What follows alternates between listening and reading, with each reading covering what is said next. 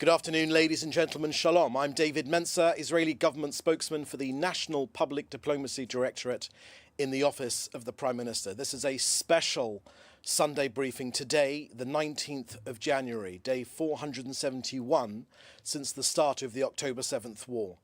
Today I'll be providing you with an update of the latest on the hostage release agreement, and then we have time for some questions. The Prime Minister spoke extensively last night, which I encourage you to draw on.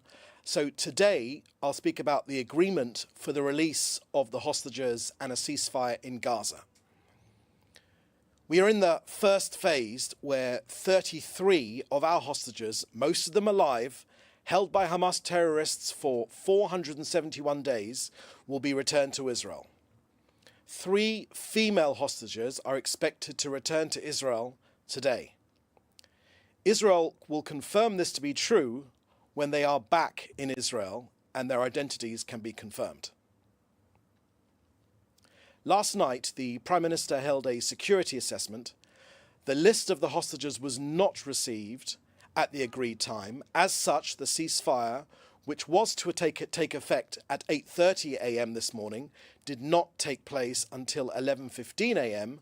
once the Hamas terror organization passed on the names to the mediators. We request all media not to circulate the details of the list and to act with due caution to safeguard the privacy of the families. We will update you with reliable information as soon as relevant.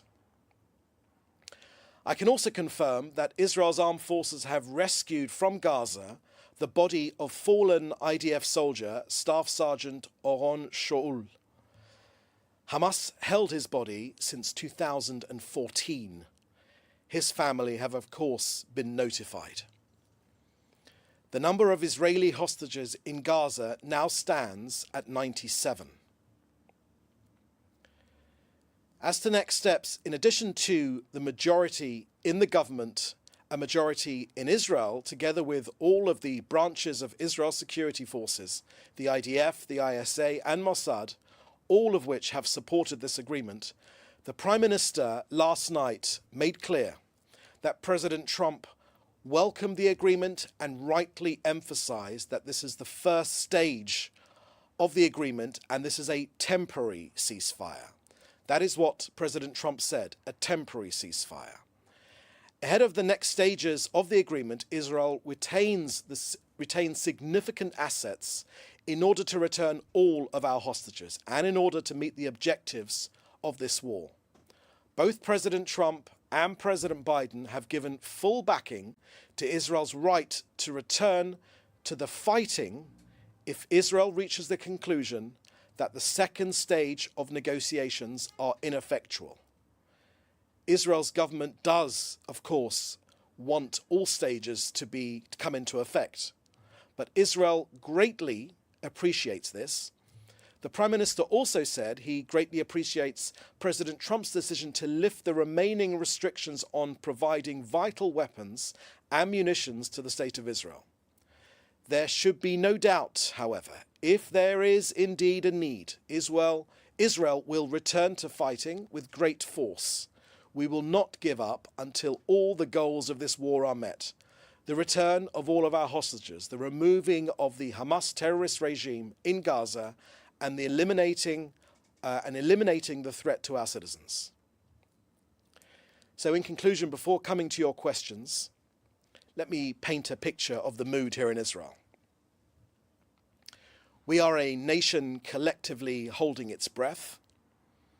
At the thought of 3 of our precious daughters of Israel coming home, we are a nation consumed by the plight of our hostages. We find ourselves all at once elated while at the same time dreading outcomes. Why? Because we've heard from the mouths of those who have already returned accounts of rape, of torture, of dungeons. For Israelis, this is an emotional roller coaster. It is simultaneously relief, it is joy, it is dread, it is apprehension, it is trepidation, and the knowledge that after 471 days, how can they be? held by monsters. This is the collective emotion here in Israel today. We fear for those who will not come home alive, that some are wounded, and of course the families that did not live to see their loved ones come home. It is a moment of tears, it's a moment of love, but most of all, it is a moment of humanity. And we are waiting. That's the end of our briefing today. I will now take your questions. Please put your questions in the chat together with your news outlet, and we'll take a couple. Okay, first question here from Reuters. Alexander Cornwell from Reuters. Reuters has reported that the ICRC team in Gaza is on the way to collect Israeli hostages from Hamas. Can you confirm whether the Israeli government is aware of this? And when does the Israeli government expect the 3 hostages being released today to reach Israel? Thank you, Alexander, for that question. I too have seen those reports, but we here from Israel officially have nothing to add at this time. We have nothing new to share with you at this time. As ever with these releases, Israel will confirm the release of our hostages and their identity when they arrive in Israel. That was the case in November 2023, and that will be the case this time. Just remember, we are dealing with a genocidal terrorist organization, and so we will know our hostages are home when they arrive in Israel. Okay, next question, please. Next question here is from Samuel Tissé-Bernet from the News Network. This week, the ceasefire in Lebanon is supposed to end. Can you please speak more about the government's plans the day after? Thank you for that question, Samuel. When it comes to the ceasefire in Israel's north, Israel wants that ceasefire to endure. And there have been some positive movements of the Lebanese army taking the place of Hezbollah between the Litani River and our northern border. But the agreement makes absolutely crystal clear there should be no armed forces, only the Lebanese army and UNIFIL forces in that space. Anything other than that is a breach of the ceasefire agreement, and therefore we are asking again that while there have been some positive developments, we are asking for there to be no Hezbollah armed forces in that space. That is clearly outlined in the agreement. That remains true right now. The reason this agreement is different to previous agreements is that Israel is enforcing this agreement. Okay, could you just scroll down? Okay, scroll up again, please. Okay, question from Joel Pollack at Breitbart News. Does Israel believe Hamas is deliberately stringing the Israeli public along by delaying the names and then the release of the hostages? That's your first question, Joel. Joel, this is a genocidal terrorist organization. Hamas, it's considered a terrorist organization around the world.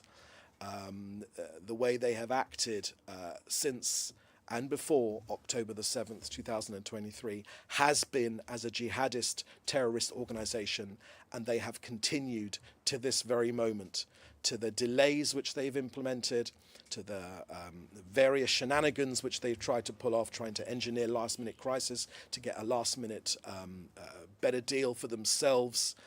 We know precisely who we are dealing with.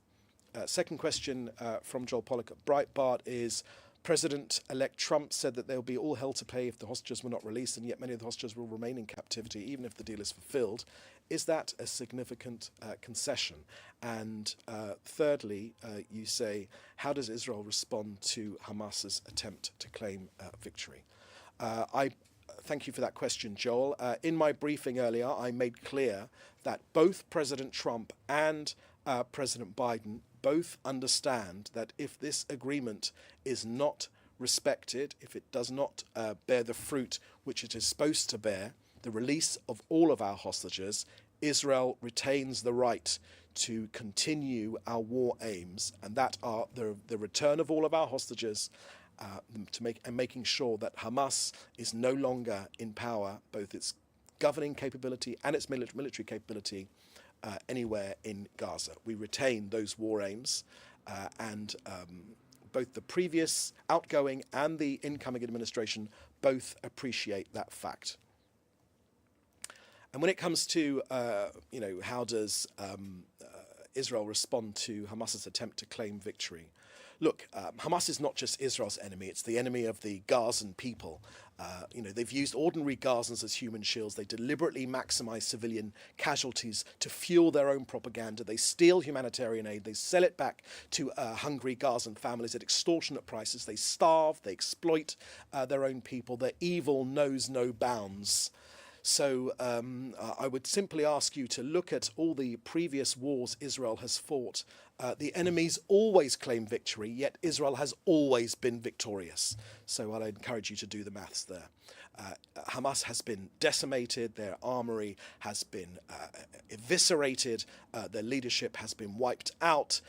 They are no longer the force they were on October the 7th, and Israel has dealt them heavy blows. And I will remind you, Joel, that Israel retains its war aims.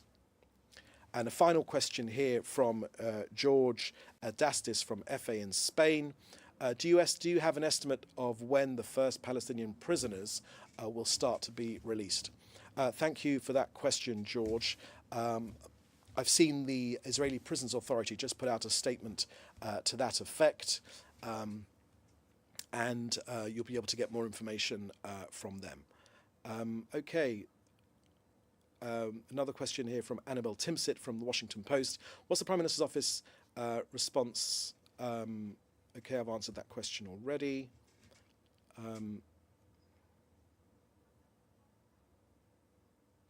Okay, I think I've answered all the questions now in one way or another. There's a sort of lots of people repeating the same questions again. So, in the meantime, my friends, thank you for joining us today. This is an important moment, and we'll certainly keep you updated from the Prime Minister's Office and here at the National Public Diplomacy Directorate as and when things develop, and there are developments. I would encourage you to use official sources of information. There's lots of speculation in the media. I would encourage you to respect the feelings of families of hostages as they are reunited with their families, and as hostages, please God, when they are released, receive the medical attention which they deserve. So thank you for joining us. Please do stay safe, and we'll have another briefing very soon, I expect. Thank you. Bye-bye. Thanks for watching. Drop a comment below. Don't forget to like, share, and hit subscribe to stay updated with our latest content. Until next time, stay informed and inspired. This is Dejobnik signing off.